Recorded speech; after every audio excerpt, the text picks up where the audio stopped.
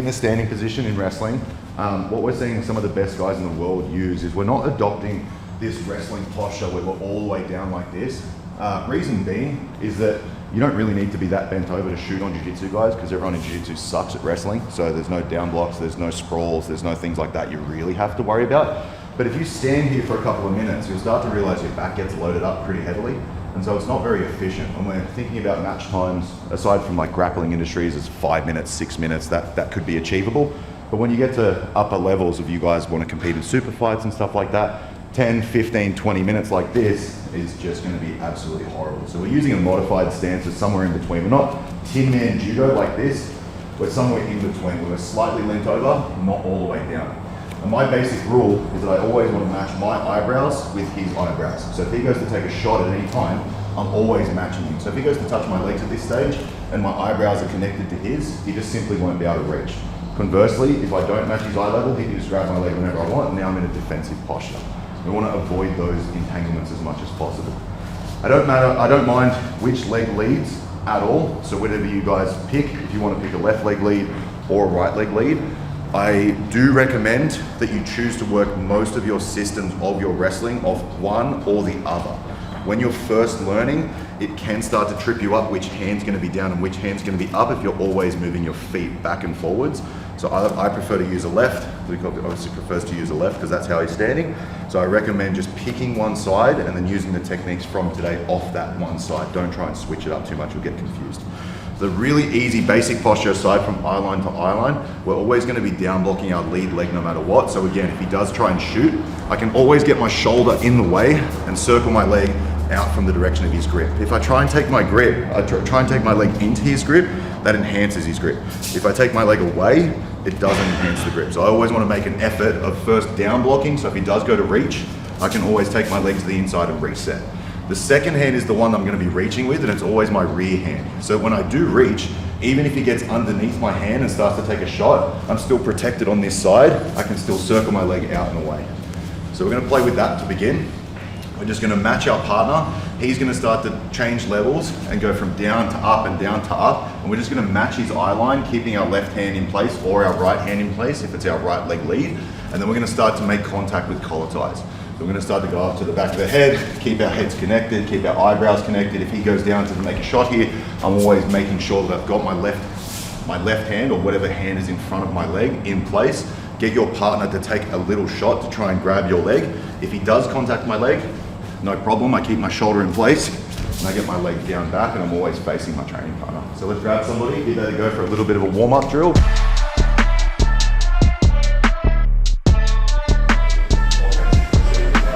This is a bit of a 1-2-3 combo that I like to utilize off my rear hand.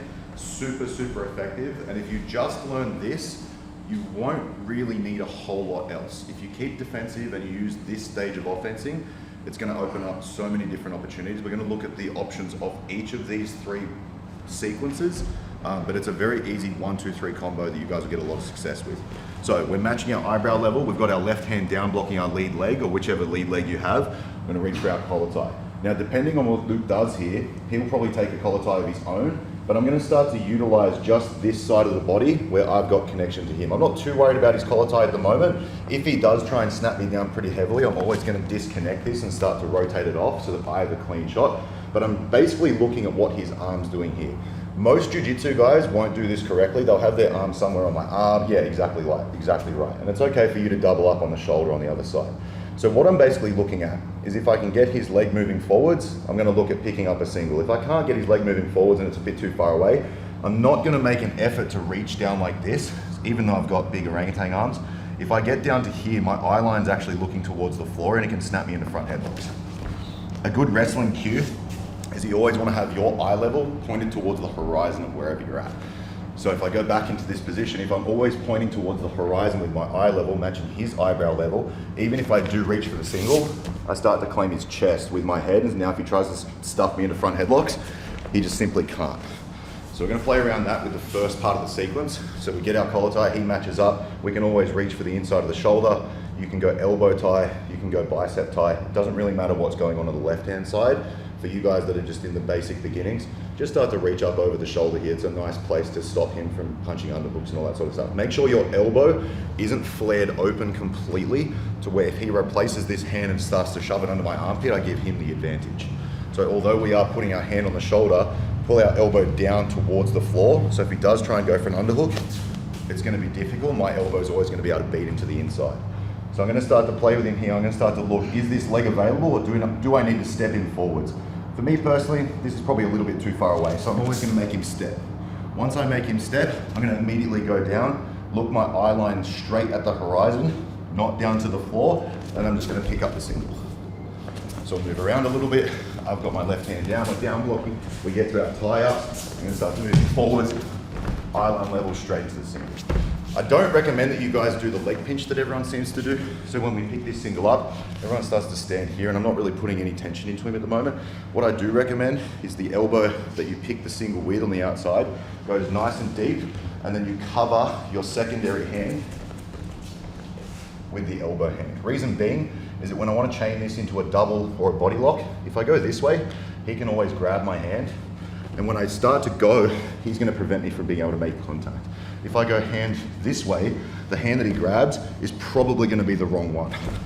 So now I can easily always utilize this hand.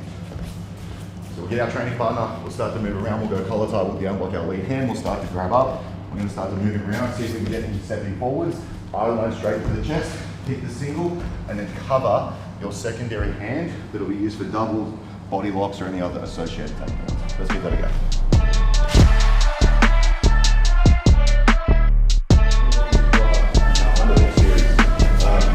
This has shortly become my favourite way to hit single legs. It's probably the most efficient, and not a lot of people see it coming. We might have a bit of trouble in terms of the economy of space with everybody doing it, so just be careful you don't headbutt anybody or run into any training partners. But when we're picking our single, we get to our original position, we start to go all the way down to our eye line. Most of you guys did a really good job at this, so I didn't really have to correct anybody. And there were actually some really good questions in terms of what grip we're using. Palm to palm is fine, wrist to wrist is fine. What I want you to think about is not trying to grab this as hard as humanly possible. All you're doing is wasting energy, and the likelihood that he just thumb posts my shoulders and then starts to limp out, even if I'm holding this as hard as I can, is basically the same as if I'm holding it neatly. So I'm not trying to waste too much energy here. I'm actually trying to be fluid. So when he does make an adjustment, I don't have to really strain and tense. I simply just move to the next thing of where I want to go. So this is a nice little cutback single. Again, super efficient, and it's really easy to set up. As soon as you pick this single, we're actually going to make an effort to start to change sides. Remember how I talked about this hand being the problem if he can contact this hand? We're actually going to take away his ability to do that whatsoever by just switching elbow deep the other direction. Now if he tries to prevent me from doing anything, my right hand that will be doing the cupping of the hip is behind him. If he tries to prevent me using my right hand whatsoever, he can't. I cup the far side of the hip. I change the angle so that both our toes are facing the same direction. Don't do this on the side of your training partner, because what can happen is his leg will hit the floor and I'll sit my knee into the side of his hips. This is inexcusable for training because you'll actually really damage their knee. So always make an effort to be facing the same direction where your hips are pointing the same way. And then what we're gonna do, using the left hand elbow deep grip, we're gonna swing his leg forwards as I cut my right knee in between his legs and pull my right tight waist down to the floor. Really simple, really easy, really highly efficient. So we're in this position, we're moving around, we're getting to step forwards. We start to take our grip with our eye line pressed into his chest. We switch our hands, we cup the far side of the hip, we turn to face the same direction, and then it's a pull of the elbow at the same time that I cut my knee, and I lift this forwards so that his leg's not contacting the floor. If his leg's on the floor, this can work, but again, you run the risk of going into the side of the knee and it not being as clean. So if it's up between our legs, we face the same direction, I cut, start to take him down and end up in the top. Let's give that a go. Just be careful, everybody, that we don't headbutt each other.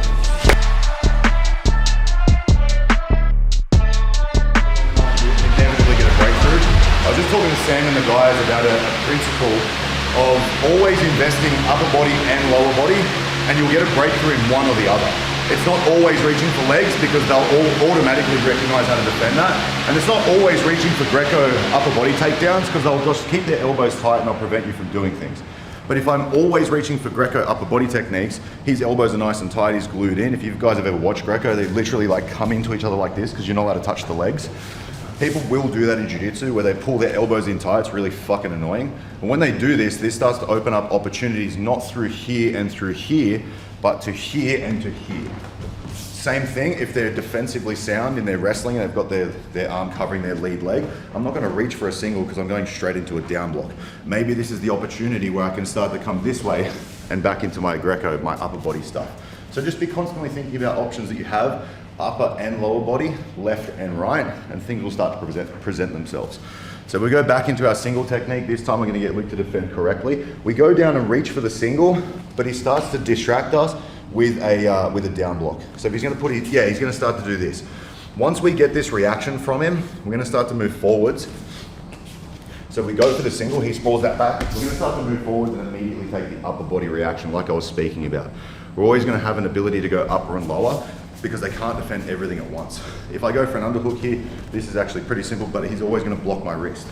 If I go for the single, he starts to worry about the lower body. Now I can start to come in for the upper body, and this starts to cause the 1, 2, 3 sequence that I was talking about. When we go for underhooks, at any point, I'm sure you guys have been here before, you go for a shallow underhook, he goes deep whizzer. This doesn't really do much. What I want you guys to focus on as a point of reference is the front of your shoulder getting up underneath his armpit. So when he tries to go deep whizzer here, I shrug my shoulder upwards and I can really destroy the ability of him to bear down and start to win this battle. I win the battle the higher my shoulder gets, he wins the battle the lower his elbow gets. So whenever you're going for an underhook position out of these areas, single, up underneath here, I'm really making a solid effort to get all the way underneath and around the corner. I'm never happy with just getting here. Because even if I do start to go for my underhook offense, start to go knee taps and all those sorts of things, I'm loading my hips up at this stage. If he wants to try and uchimata me here, I'm actually in a really compromised position. That's where I go, she did a good job. If he wants to try and uchimata me here or hip throw, we'll make it easy for you. Hip throw me, my hips are actually in a really compromised position. Now notice, if my shoulder's out of position, my hips will be compromised. If my shoulder's in position, look what happens to my hips. Now if he tries to throw me here, go. It's physically impossible. I'm already doing the correct defensive posture just by proxy of having my shoulder in the correct place. When we're in this position, I always want to make an effort to get my right leg to the inside or whichever underhook I choose. If it was a left underhook, left hip in the middle, right underhook, right hip in the middle. So I'm standing into these positions. Now again, correct defensive posture. If he tries to throw me from here, I've got the inside hip position. So he's not going to be in a good position to throw me. I now have all the access I want to ankle picks, far side knee taps, uki goshi, ogoshi if I really want to be a cunt. He's paying. Can we see that one? You're a bad influence. Oh, that's good. Comedy makes you remember, so thanks. So stepping into this position, we have his base completely at our whim. If I'm out here, he has my base completely at his whim and he's got all of his judo attacks. So I always want to make an effort to get nice and tight up into here. I'm going to teach you guys a couple of techniques in this one, but you can choose whichever one gravitates towards you specifically. So we've got always the far side knee tap, which is one of the most successful takedowns. If you watch an Iranian wrestler called Hassan Yazdani, it's his only move. He hits everybody with it. He's won multiple world titles with it. He just reaches, not towards the ankle, but anywhere between the knee and the ankle. And when he does this, the most common mistake that people make is they keep this underhook short as they reach and they try and do this. What I want you guys to think about is bowling a cricket ball with your underhook and throwing your thumb all the way down towards the far side of the floor. You'll see the reaction for both of these. If I try and keep this short, maybe I get him out of the way, maybe I don't. If I keep it long and bowl, I'll get his body completely out of the way. I get all of his weight on his right leg, and I can start to easily run him over.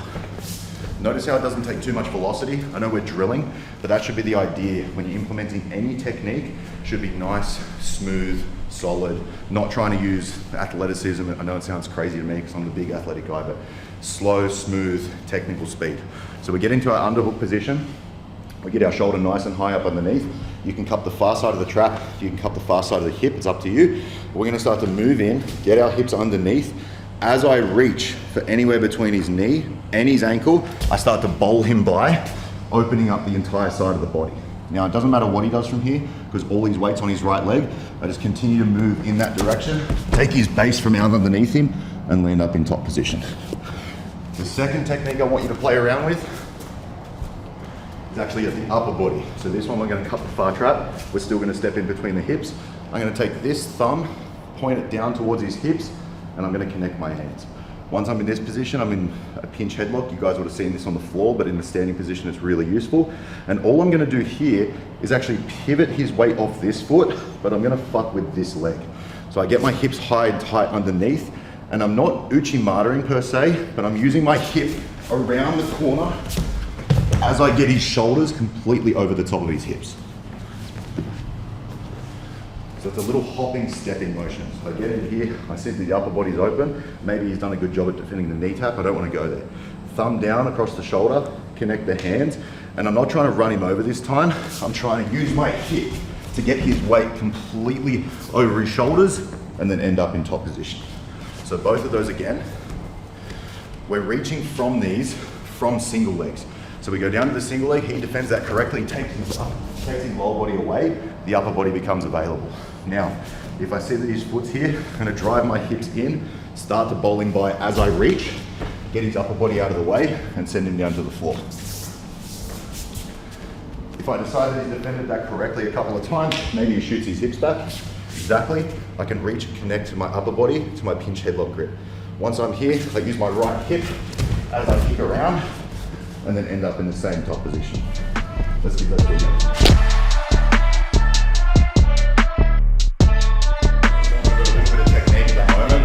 This comes all from the right hand side essentially. Like my rear hand is generating all of this offense consistently.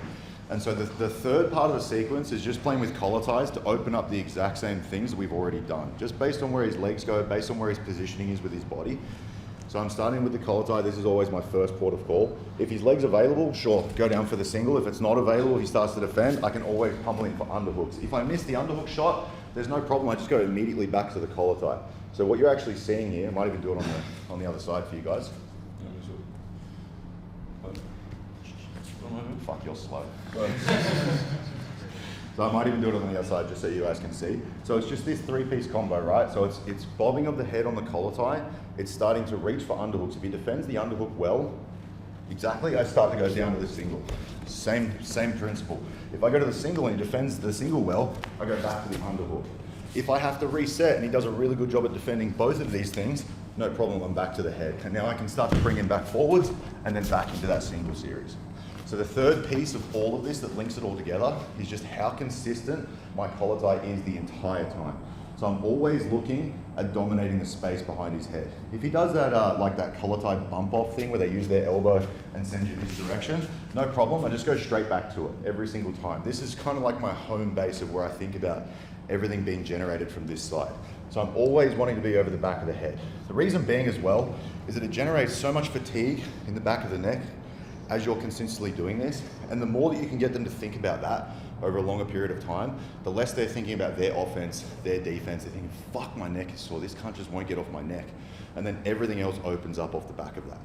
So we're always getting back towards this collar tie. I don't mind if you guys have open hands here, closed hands here. That's not really the point of reference. If we're looking at slide bys, probably open hands is a really good idea, but that's not for today. That's for another lesson.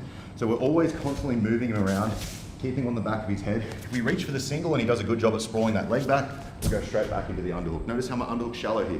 If I'm not happy with this, I just take it out, go back to the collar tie until I get that really nice shot. So I'm up underneath. Now I can start to turn the corner, get my hips inside. Am I gonna throw you again? Please don't. No. One really key important detail, a couple of you guys weren't necessarily doing this every single time, but this space in between his legs, if I can dominate this, I can dominate the entire exchange. But I always want to make a point of reference, not by going like hip to hip like this, that's for throws, but getting my knee underneath his tailbone. What do you feel like you want to do from here? Yeah, I just match him, I marry him. See how his posture's coming down at the upper body? That's when I can start to go to things like this. If he tries to back away from me, Yeah, that's when I can start to go things like this. So it's all about that home base of just getting towards your collar tie, constantly playing between going down here, getting him to react. Yeah, exactly. He did a really good job at swimming his arm on the inside there. So if he swims his arm on the inside, I don't want to give up an underhook. I simply come back to my collar tie. Now he's left his elbow open. Now I can go back. So see how this three-part system all links nicely together? It's always back of the head, single, yeah, exactly. He does a good job at both of those. Now he's going to want to pull his posture up. When he pulls his posture up, the leg's going to be available. If the leg isn't available, he sprawls back. This becomes available. See how he sprawls back and he gives me that hip posture? It's just this three-piece, so it's very smooth, it's very down. I didn't get the underhook, now I did. You guys do this to somebody consistently, they're going down every single time. So go through a little bit of a play motion with your partner. Just go 1, 2, 3, see which one opens up, and then take that opportunity. Don't force anything, don't go crazy, just 1, 2, 3. We'll do that for like 2 minutes, 3 minutes each, and then we'll go into some back tap stuff.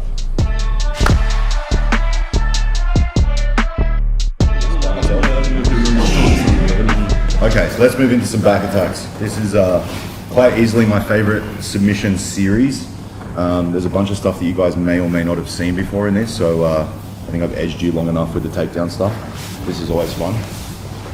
So, when we're on the back, those of my short-legged friends, the more robust individuals without the long limbs, you guys might struggle to lock body triangles. I'll give you guys a little bit of an adjustment on that. I obviously, and Luke here doesn't have that problem. So if you can lock a body triangle, I will always prefer that you guys do so. If you can't, for whatever reason, post remount is the second best option aside from hooks. What tends to happen with hooks on the back is that you tend to burn out your hamstrings by trying to pull these as hard as humanly possible. Post remount is the beginnings of a body triangle without the ability to lock your triangle over the front of the leg. And so what you're really going to do is just put your foot to foot together so that you have a bar across his hip. That way, if he tries to misalign, it's a little bit better than if I was just doing this, because if he wants to misalign here, he simply can. If he wants to misalign through a body triangle, it's physically impossible, and that's why we tend to use body triangles more often than not. So we're going to look at the underhook side to begin with. This has been popularized by Gordon and John and Gary and all those guys, the straight jacket system. I'm sure you guys have seen this before, but there's a couple of cool details that I haven't shown everybody. Obviously, if you train with us at Sydney West, you've probably seen some of this stuff if we're teaching that. But from the underhook side, what we always want to do first and foremost is make sure our head posture is in the right space. If my head starts to get on the other side of his head and he wins the head battle underneath, it's actually quite easy, even with a fully locked body triangle, for him to start to pull his shoulders down towards the mat and misalign. And now I can't strangle him, and now I'm gonna have to give this up and go to mount or something like that. So just as a general rule, if I'm on the underhook side, I always wanna have my head underneath his head. So if he tries to put his head down towards the mat, I just go ear to ear and I try and keep him up in this position. Second protocol is I always wanna make sure that my strangle hand is completely covered by my secondary hand. I can't just fire off a strangle with his hand because it's underneath his armpit. So if I'm covering the incorrect way and he starts to run defensive hands on whichever hand he can find, if I try and strangle him now, he's got both hands on covered on my hand. If I just make a simple switch on that detail and the hand that he grabs is the one that's available, I can immediately start to punch into strangles straight away.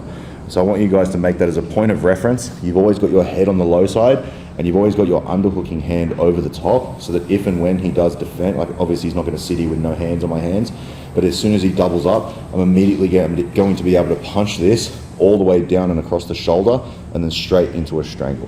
When you are strangling, I don't want you guys to rush this, because most people will get here and they'll freak out and they'll just start to put their palm here. This is imprecise. Notice where my elbow is. My left elbow is somewhere along his left shoulder. I always want to make an effort, especially if you have shorter arms. Bigger guys and longer arm guys don't really have this problem. They just go over the face and crush everyone's teeth.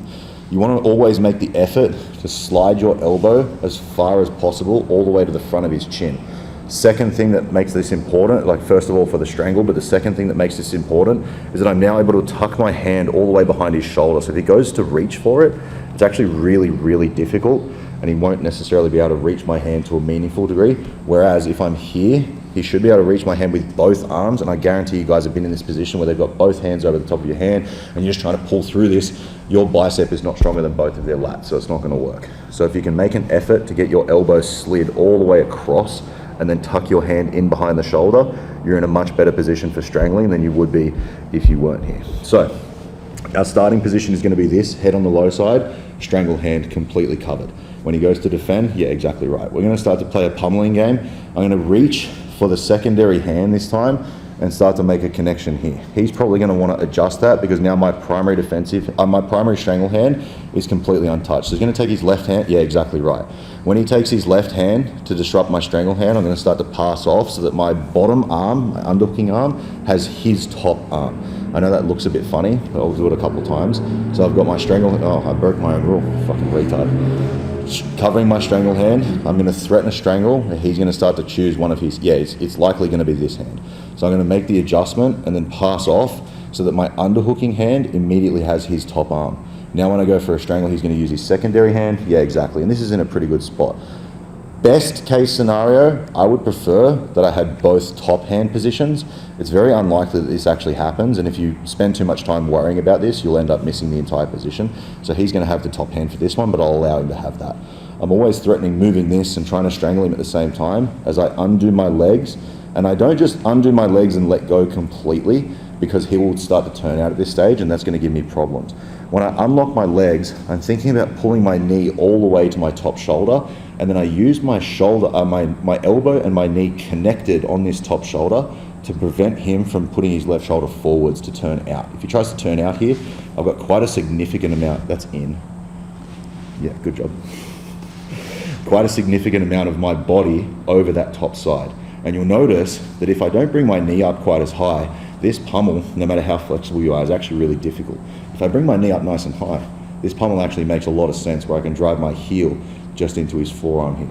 If you want to make the extra adjustment of taking his hand up and over the toes, you can. I don't always find that it's necessary, but it is a good method so that when you lace your second leg over, his hand's completely trapped and there's nothing he can do about it. Once you do get the arm trapped, you're going to make an effort to free your strangle hand. He's always going to be using this hand to defend. What I'm going to do is simply take that hand off at the knuckle line. I'm not going to try and grab his wrist. This is very imprecise and it's not going to help. I'm going to start to take his knuckle line and peel his pinky up towards the ceiling. The only thing of his hand that's holding onto my wrist at this moment is his thumb. When that's extremely weak, I just peel my hand out. I keep this hand in this position and I pin it towards his chest where the weak part of my grip is. The weak part of my grip is usually where my fingers can't touch. So if he tries to extract this hand at this stage, it's actually really difficult. We'll play a game. If I just grab his wrist, extract your hand, go. It's a lot more difficult and I can follow him all the way down to the floor there.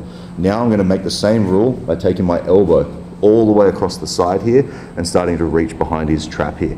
If I can, I'll always threaten a garrote finish, which is a single arm rear naked, where I use my head to push his head into the strangle as I roll my left elbow through my chest, and I'll get a pretty solid finish here.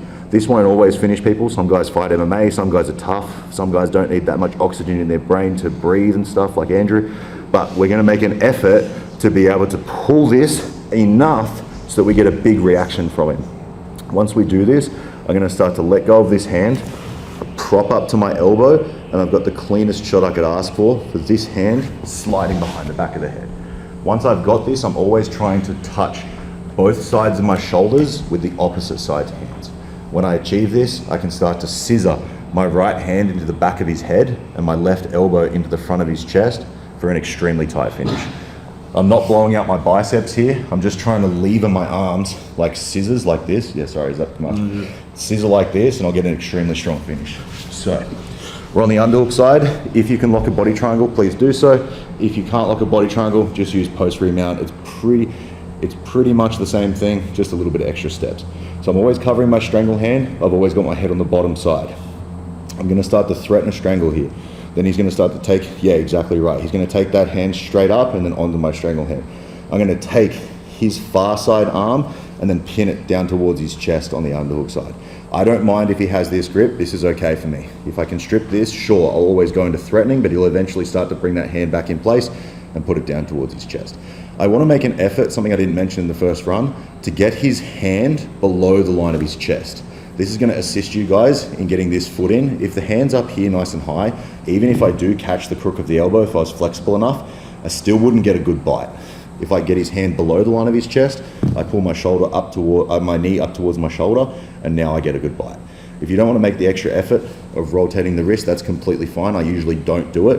But what you do have to worry about is him now using this cup to stop my right shin from actually moving. This is pretty fucking annoying. So I'm going to maintain control of his hand as much as possible before I can get that foot over the top. Now I've got a pretty good strong degree to get towards the strangle. I thread my hand through so that my underhooking hand just can start to take this wrist off, and then I punch all the way through to the other side of the shoulder. Again, if I can get a garrote finish here, I always will attempt one. So I'm going to start to row my elbow back, pushing my head into the side of his head. If I can't, and he's strong or he needs less oxygen in his brain, I'm going to elbow prop, circling my elbow out towards the side here so I can get my hand to thread behind the back of his head, trying not to pull his hair out.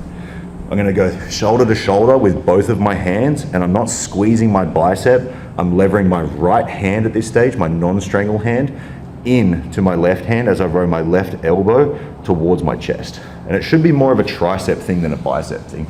If you guys are feeling like you're lighting up your biceps, you're probably doing it wrong. Come and grab me and ask me to fix it for you, but let's give that a go.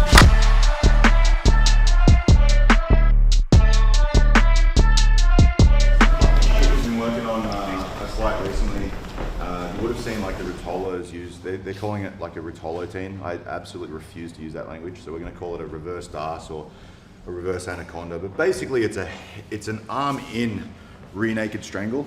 And the reason I would do this, mostly from the overhook side, is because I'm sure you guys have been in a position where somebody's defending correctly on the back and they're fucking with your hand fighting, and you start to get a bit of a breakthrough. And what they do is they glue their left elbow towards their ear. And this is really annoying because he's doing a good job here. If he's contacting, say, my strangle hand, for instance, this is really robust. Like, me trying to pull through this is extremely difficult. And even if I do manage to slip this off, he glues his elbow to his ear. There's no clean shot at the neck here for my right hand to come magically through this gap. And so this is actually quite a decent defense. We're gonna ruin this for everybody that uses this today. So what I wanna do from here is, this is no longer a rear naked choke because the arm is in. It's now a katagatame or an anaconda or a DAS, or that's the family of strangles where the arm is in.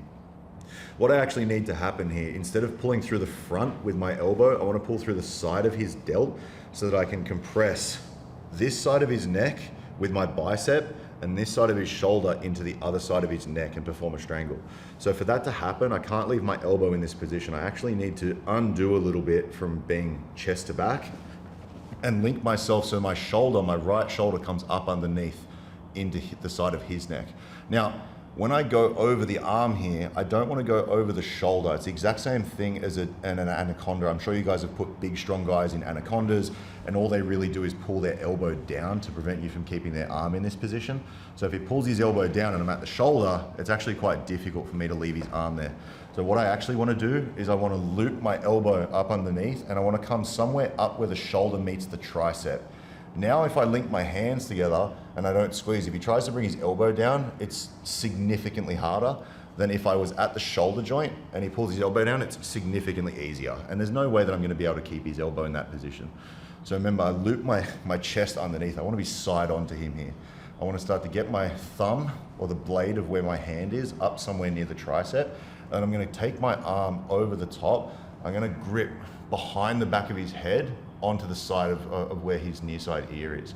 And this one, remember, it's not a rear naked choke, so I'm not pulling my elbow down. I'm actually squeezing everything together as if I was like one of those can crusher. You guys watch those videos where that big hydraulic press crushes shit? That's what I think of when I'm in this position. And poor Luke is like a tub of jelly beans or something. So again, from the rear naked position, I've got my strangle hand covered. I'm not breaking my own rule. He brings his elbow down, we're hand fighting away and everything like that. I managed to get a breakthrough for a shot at the neck, and he glues his elbow up towards his ear here. It's quite very, very annoying. We'll actually look at a dilemma here as well at the same time. So if I do manage to fuck this up and I don't get the correct strangle, and I go like this and he recognizes this is what I'm doing to him and he starts to pull his elbow down, I can always threaten the strangle the rear naked straight back in, and notice how his hands are completely out of place. I get a really nice clean shot at the neck. So you can always use this as a 1-2 punch combination. Let's say he doesn't do that and I do it correctly. I get my elbow, my shoulder all the way through this time. I get the blade of my hand up towards the shoulder and the tricep, not down towards the armpit. And then I go hand to my bicep, and to the best degree possible, I try and get my hand behind his head. I don't want to be over the front of the head. You see him in my MMA guys do this all the time, where they go over the front of the head. It should be quite easy for him to start to reach my hand here with either hand and start to pull it down in front of his face, yeah, and unwind all my good work. If I make the adjustment to get my head out of the way, I put my chin over my hand. Now when he starts to go searching for my hand, it's just too far away, and now I can crush sideways into his neck and get a really strong finish. So one more time. I'm on the overhook side this time, and he does a good job by defending by pulling his elbow. Yeah, exactly right. If he's on my my primary hand, I can always strip this off and then feed nice and neatly underneath, getting my shoulder as far possible as under. And then so what I do with the blade of my wrist, I've got that over his tricep, not over his armpit. He'll be able to pull his hand down pretty easily at this stage. If I go up here towards his shoulder, he won't be able to. I link on my bicep, and then I go behind the head, moving my head out of the way and tucking my chin over my hand. Now, I don't pull downwards like this, I squeeze inwards together, and I get a really nice strong finish. Let's have a go at that.